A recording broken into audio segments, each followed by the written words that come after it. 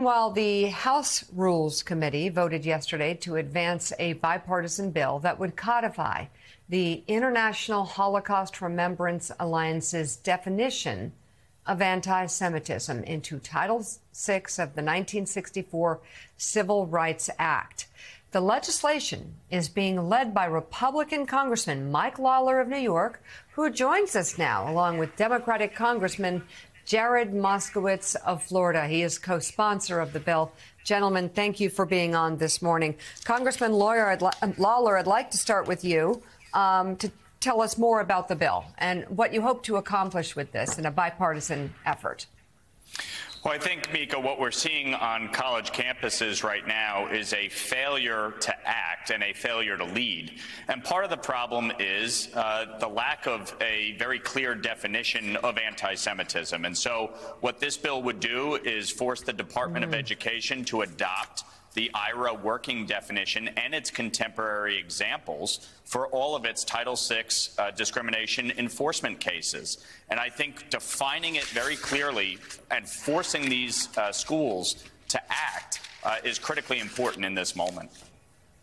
And so, Congressman Moskowitz, explain how it would define it and how it could change the game as to what's happening on college campuses. Where's the ambiguity here? Because a lot of us don't see any ambiguity on hatred.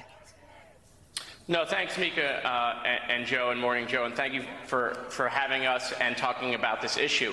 No, listen, it's going to give, obviously, more teeth to the federal government to enforce their rules and regulations. It's going to give more teeth to universities and colleges across the country.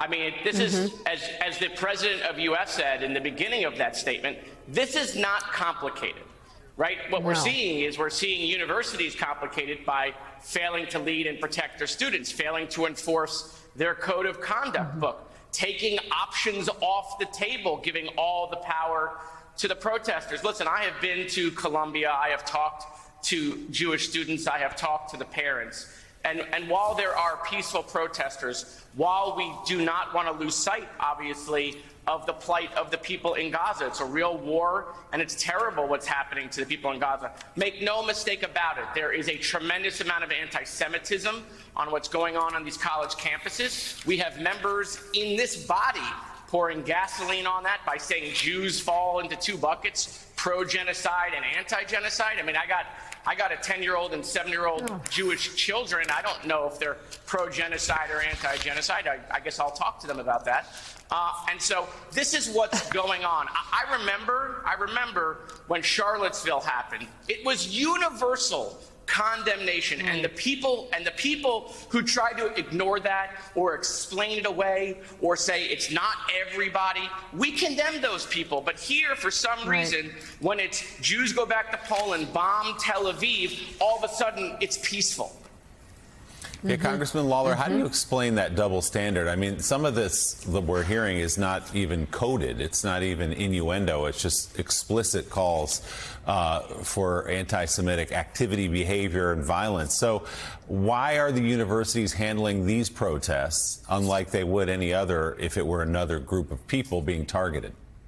Well, we know very clearly if this was a protest against black people, if this was a protest against gay people, if this was a protest against immigrants, it would be very clearly condemned, and rightfully so, and it would be stopped immediately. For some reason, under the guise of the conflict between Israel and Palestine, it is okay for these protests to occur, despite the fact that the rhetoric is oozing in anti-Semitism. When you are chanting from the river to the sea, Palestine will be free, we know exactly what you're calling for. You're calling for the eradication of the state of Israel.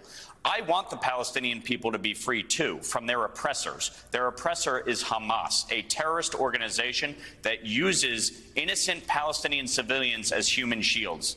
You know, in 1969, Father Hesburgh, the president of Notre Dame, sent a letter to the faculty and the students. And in sum and substance, he said, you have a right to protest, but the moment that protest turns violent, either physically or verbally, you will have 15 minutes to cease and desist. If you do not cease and desist, within 15 minutes, we will ask for your ID card.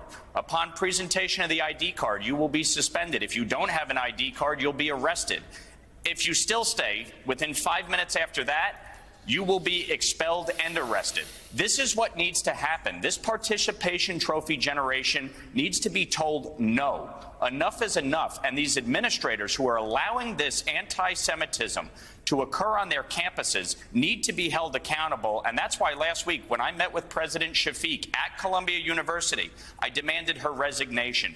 She has lost control of her campus and cannot ensure the safety and security of every student, but especially Jewish students who are under attack right now.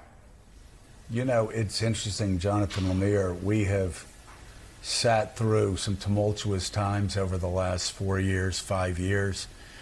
And it is really interesting, even beyond that, as the congressman said, after Charlottesville, when there were people saying, no, they're good people on both sides. Universal condemnation. Here is chants going on and on from the river to the sea, and people talking about genocide and holding up signs that talk about the final solution.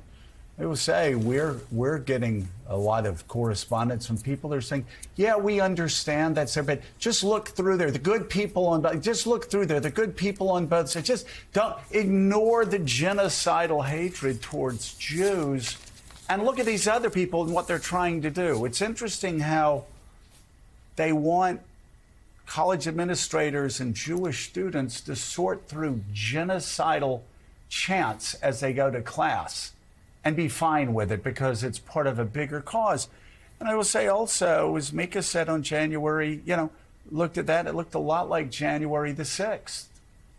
That was game, set, match for most of the people, for us, and also for people in the center and a lot of people on the left. Now it seems that there are some people that are celebrating this as an act of, civil disobedience instead of just the raw vandalism and criminal activity that it is. And again, even saying that, people go, oh, you don't understand what's going on, and oh, there's a bigger cause. No. If there's a bigger cause, then as we said after January the 6th, let's talk about it, let's debate about it, let's do it through democratic means, through peaceful means. Let's move towards a peaceful solution.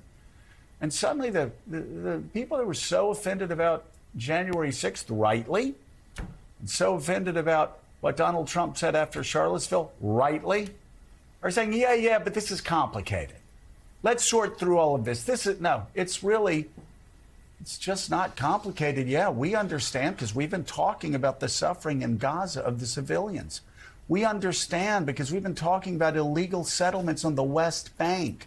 We understand why Palestinians would be upset about this and why they would want this issue to be front and center.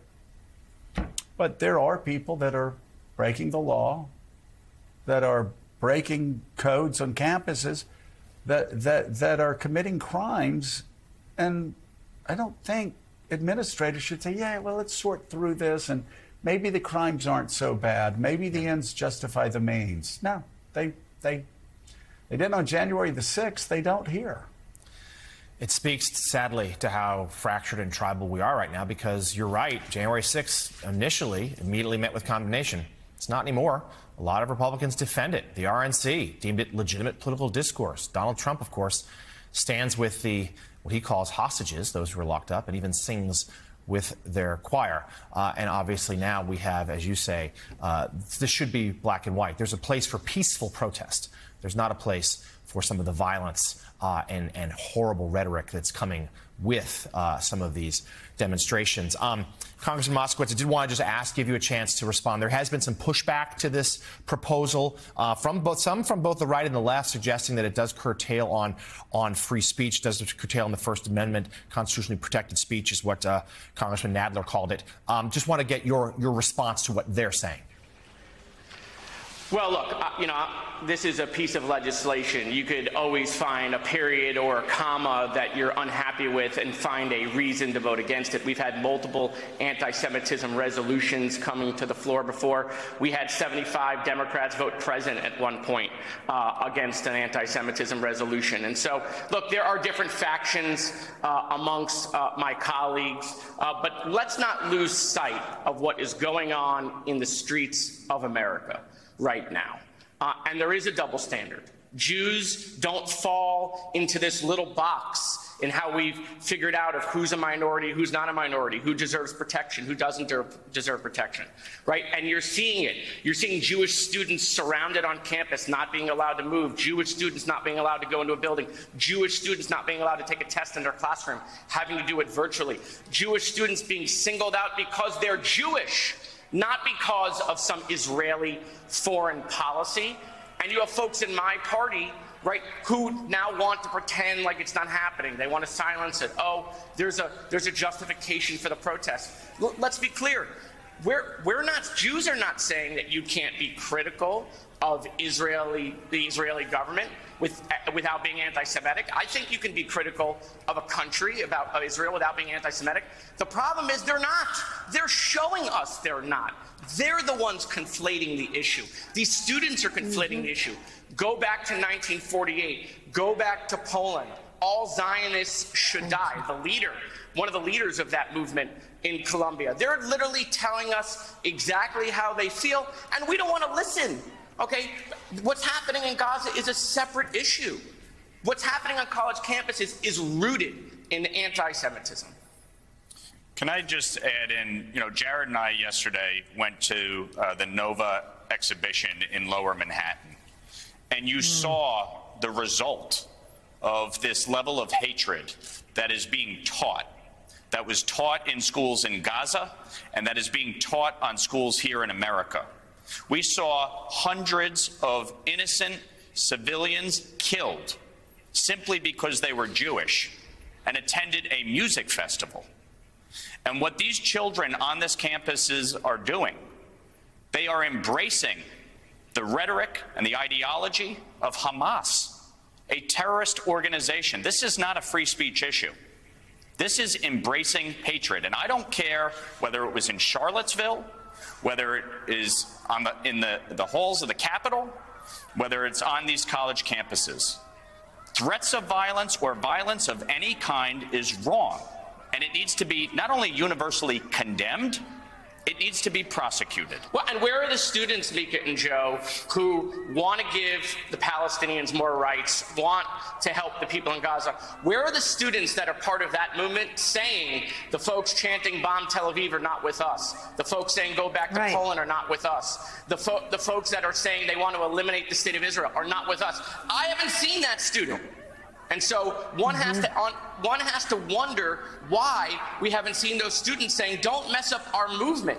We're not seeing that. We're seeing the embrace of it. Not only that, we're seeing members of Congress go and embrace these students. Embrace the very ones that are saying death to Zionism, death to people who are Zionists. And with all due respect to my colleague Jerry Nadler, he was a co-sponsor of this bill in the 115th Congress. So I don't know why he's somehow changed his opinion on this now, but the reality is we need to define anti-Semitism and we need to enforce the law, period. Don't think there's a debate on those two things, or there shouldn't be one at least. Thank you so much for coming on the show this morning, Democratic Congressman Jared Moskowitz and Republican Congressman Mike Lawler. Thank you both very, very much for coming on this morning. There's something else.